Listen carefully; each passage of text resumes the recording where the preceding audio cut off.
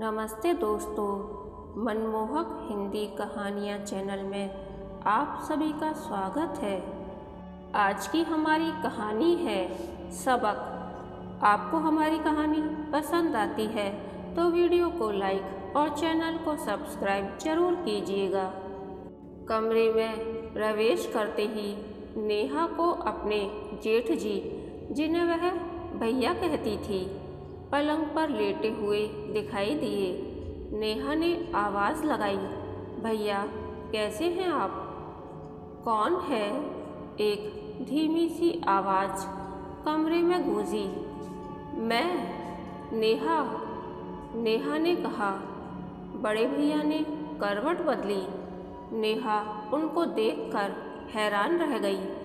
क्या यही हैं वे बड़े भैया जिनकी एक आवाज़ से सारा घर कांपता था?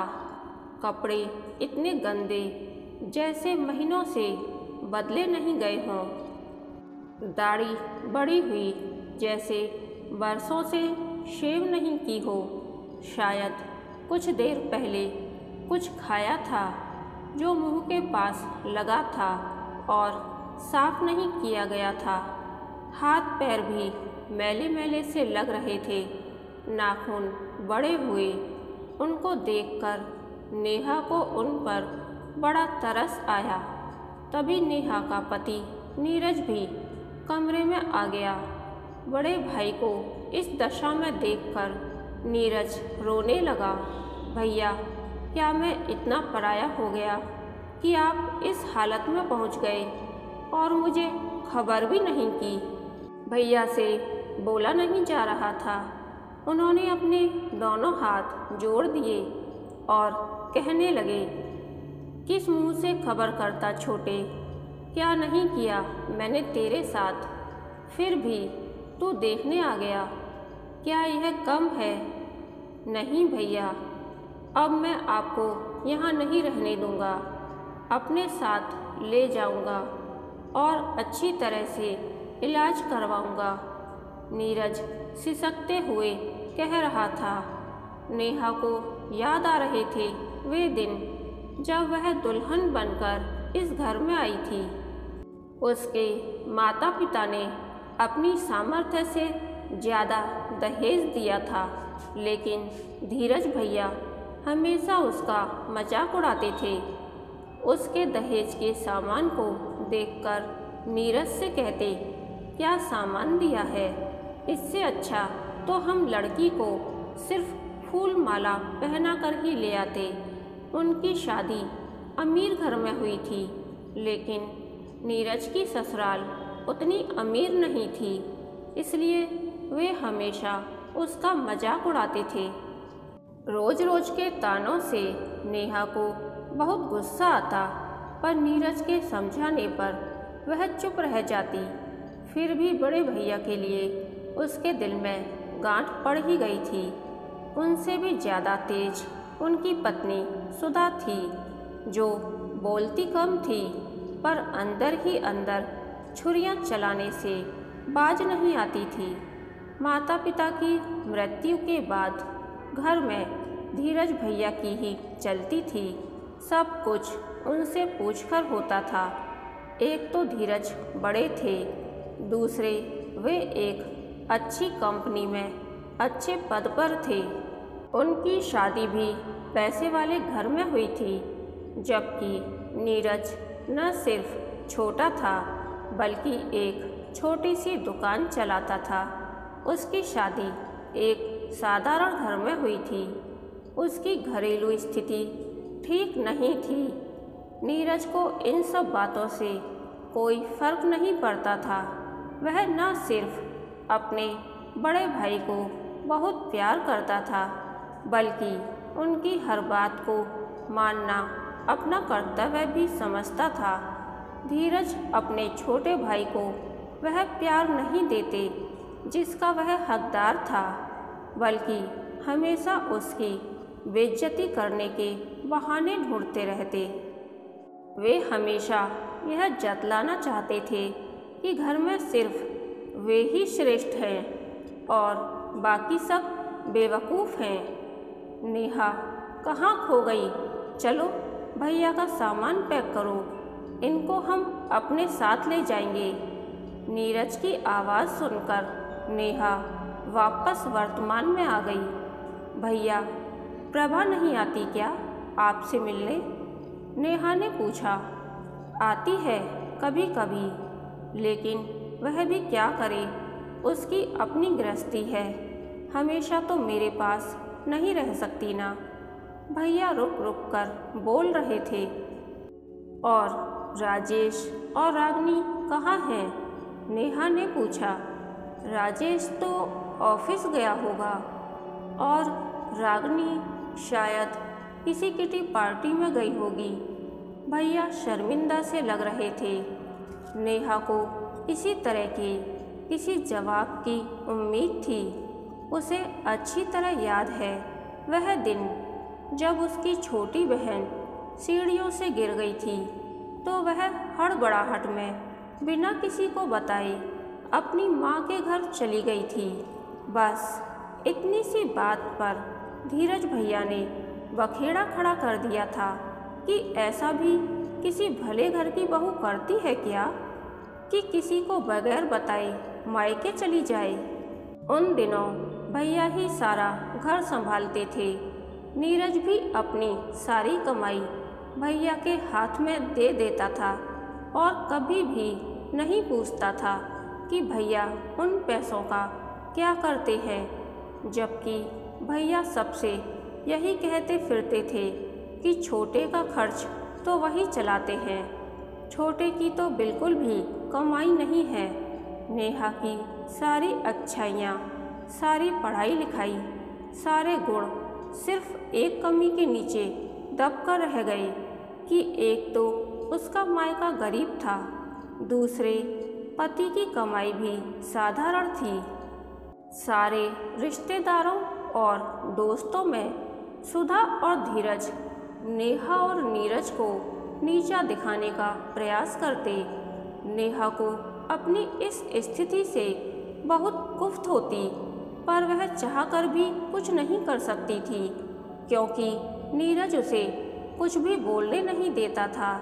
एक बड़े पेड़ के नीचे जिस तरह एक छोटा पौधा पनप नहीं सकता, वैसी ही कुछ स्थिति नीरज की थी। पिता की मृत्यु के बाद धीरज घर के मुखिया तो बन गए, लेकिन उन्होंने नीरज को सिर्फ छोटा भाई समझा, बेटा नहीं। बड़े भाई का छोटे भाई के प्रति जो फर्ज होता है वह उन्होंने कभी नहीं निभाया। नेहा समझ नहीं पाती थी कि क्या करे। वैसे वह बहुत समझदार और शांत स्वभाव की थी, लेकिन कभी कभी सुधा और धीरज के तानों से इतनी दुखी हो जाती कि उसे लगता कि वह नीरज को ही छोड़ दे। नीरज का चुप रहना उसे और परेशान कर जाता, लेकिन नीरज को छोड़ना तो इस समस्या का हल नहीं था। नीरज तो बहुत अच्छा था, बस उसकी एक ही कमजोरी थी कि वह बड़े भाई की हर अच्छी या बुरी बात मानता था और आंख बंद कर उन पर विश्वास भी करता था। नीरज की इसी विश्वास का धीरज ने हमेशा फ़ायदा उठाया। उसने पुश्तैनी मकान भी अपने नाम करवा लिया और एक दिन नेहा और नीरज को अपने ही घर से जाने को कह दिया।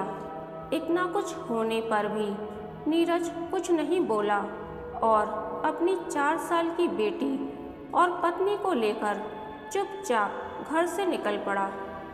उस दिन नेहा को अपने पति की कायरता पर बहुत गुस्सा आया, लेकिन जब नीरज ही कुछ करने को तैयार नहीं था तो वह क्या कर सकती थी।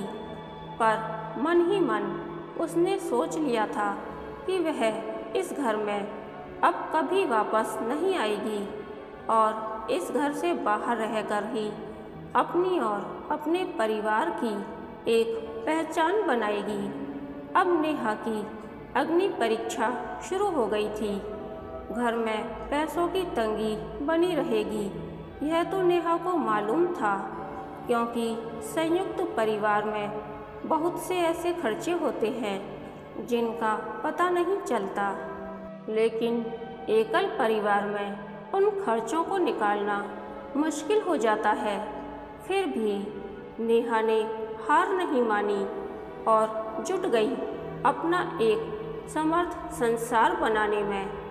सुबह मुंह अंधेरे उठकर घर का काम काज करती, उसके बाद कई बच्चों को घर पर बुलाकर ट्यूशन पढ़ाती और फिर नीरज के साथ दुकान पर चली जाती।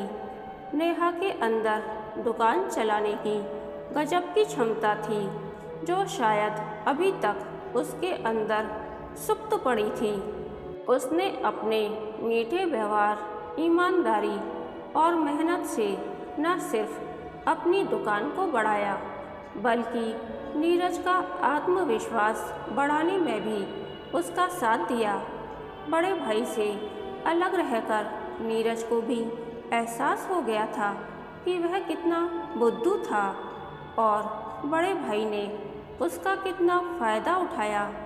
धीरज ने सोचा था कि नीरज कभी भी घर से नहीं जाएगा और अगर जाता है तो जाते वक्त उसके आगे हाथ जोड़कर गिड़गिड़ाएगा या फिर नेहा ही कुछ भला बुरा कहेगी। पर वह हैरान था कि दोनों ने कुछ भी नहीं कहा, बल्कि चुपचाप एक दूसरे का हाथ पकड़कर घर से चले गए।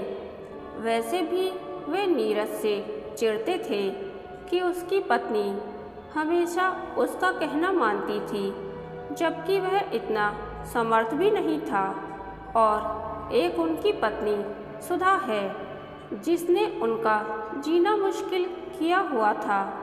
हर वक्त उसे कुछ न कुछ चाहिए। उसकी फरमाइशें खत्म होने का नाम ही नहीं लेती थीं। धीरज ने नीरज को घर से तो निकाल दिया, पर उनके अंदर आत्मग्लानि का भाव पैदा हो गया था। एक दिन रात को शराब के नशे में धुत होकर धीरज ने नीरज को फ़ोन किया, चल छोटे घर आ जा, भूल जा सब कुछ। लेकिन नेहा और नीरज ने सोच लिया था कि अब उस घर में वापस नहीं जाना है। अब धीरज को एक नया बहाना मिल गया था अपने आप को बहलाने का, कि उसने तो उन दोनों को वापस बुलाया था, पर वे ही वापस नहीं आए। और गाहे बगाहे वे अपने रिश्तेदारों को कहने लगे कि वे दोनों अपनी मर्जी से घर छोड़कर गए हैं। नेहा तो हमेशा से ही नीरज को उनसे दूर करना चाहती थी, पर अंदर की बात तो कोई भी नहीं जानता था कि यह सब किया धरा धीरज का ही है। नीरज और नेहा ने दिन रात मेहनत की। धीरे धीरे उनकी दुकान एक अच्छे स्टोर में बदल गई थी। अब उस स्टोर की शहर में एक पहचान बन गई थी। नीरज और नेहा का जीवन स्तर भी ऊंचा हो गया था। उनके बच्चे शहर के अच्छे स्कूलों में पढ़ने लगे थे। अब धीरज उनसे नज़दीकियां बढ़ाने की कोशिश करते, पर वे दोनों तटस्थ थे। नीरज के घर छोड़ने के बाद दोनों भाइयों का आमना सामना बहुत ही कम हुआ था। एक बार धीरज के बेटे राजेश की शादी में वे मिले थे। तब नीरज ने महसूस किया था कि बड़े भाई की अब घर में बिल्कुल भी नहीं चलती है। जो कुछ भी हो रहा था वह बच्चों की मर्जी से ही हो रहा था। बड़े भाई के बच्चे भी उन पर ही गए थे। वे बिल्कुल ही स्वार्थी निकले थे। दूसरी मुलाकात धीरज की बेटी प्रभा की शादी में हुई थी। बड़े भैया को अनेक रोगों ने घेर लिया था। वे बहुत ही कमज़ोर हो गए थे। तब भी उनको देखकर नीरज को बहुत दुख हुआ था, पर उस वक्त वह कुछ नहीं बोला था। लेकिन सुधा भाभी के जाने के बाद तो जैसे भैया बिल्कुल ही अकेले पड़ गए थे। उनका ख्याल रखने वाला कोई भी नहीं था। सुधा जैसी भी थी पर अपने पति का तो ख्याल रखती ही थी। राजेश को अपने काम और क्लबों से ही फुर्सत नहीं थी। वैसे भी उसे पिता के पास बैठकर उनका हाल जानने में कोई दिलचस्पी नहीं थी।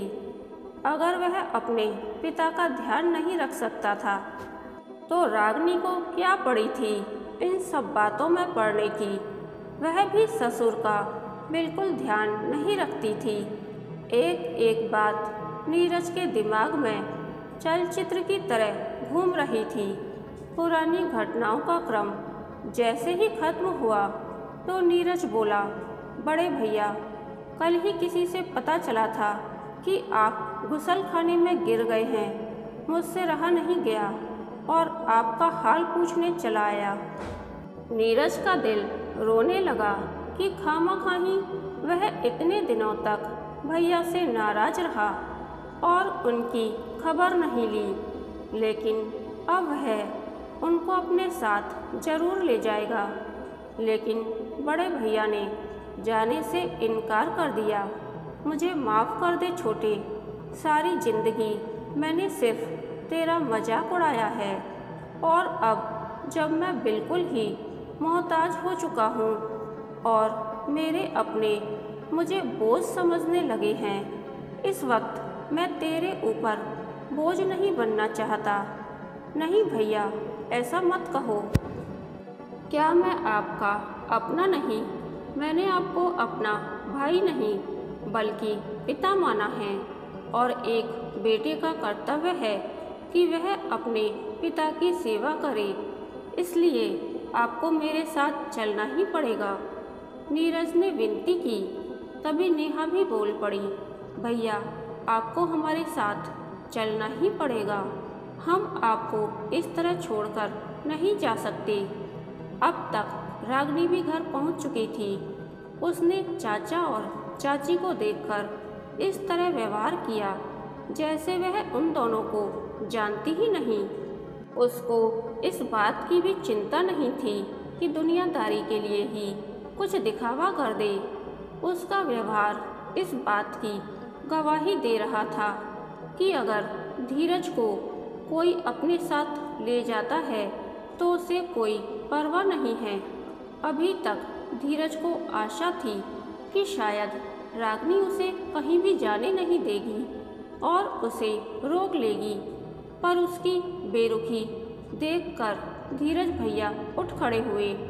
चल छोटे, मैं तेरे साथ ही चलता हूँ, लेकिन उससे पहले तुझे मेरा एक काम करना पड़ेगा।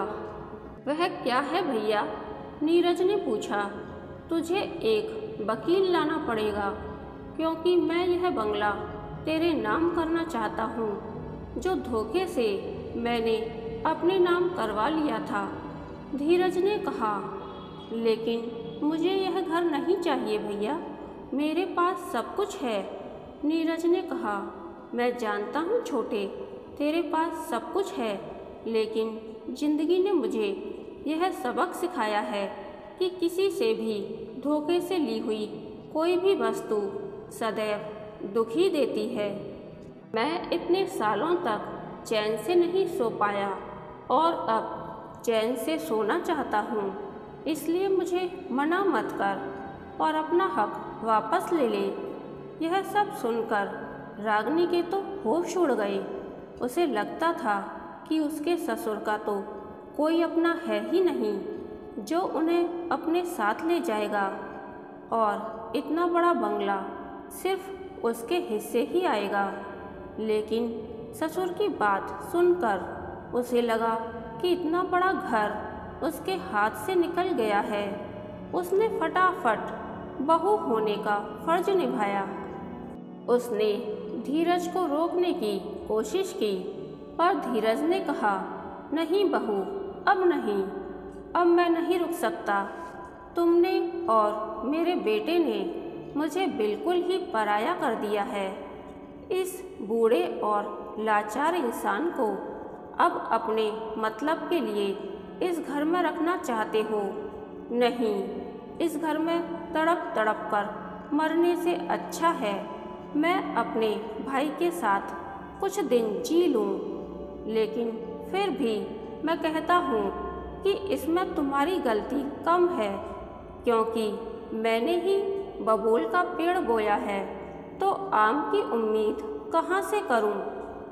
कुछ देर बाद नेहा और नीरज धीरज को लेकर अपने घर जा रहे थे और रागिनी पछता रही थी कि उसने अपने ससुर को नहीं रोका, जिनके जाने से इतना बड़ा घर हाथ से निकल गया। लेकिन अब पछताए होत क्या, जब चिड़िया चुग गई खेत। जो करना था पहले करना था, अब सोचने से कुछ नहीं हो सकता।